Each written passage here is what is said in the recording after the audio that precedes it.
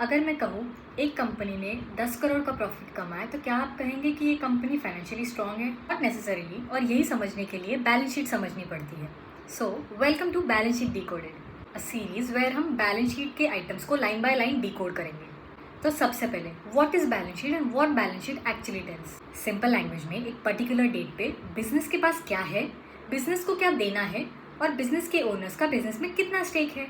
Example से समझते हैं। सपोज आपने बिजनेस स्टार्ट किया 5 लाख रुपए अपने पैसे से, लेकिन बिजनेस को और पैसा चाहिए तो आपने बैंक से 3 लाख रुपए का लोन लिया। अब बिजनेस के पास टोटल कितना है? 8 लाख। मान लो 5 लाख का इक्विपमेंट खरीद लिया, 2 लाख का इन्वेंट्री रख लिया और 1 लाख बैंक में रख दिया। अब बिजनेस के पास जो 8 लाख रुपए की चीजें हैं, दैट्स योर असेट। लेकिन ये 8 लाख आए कहाँ से?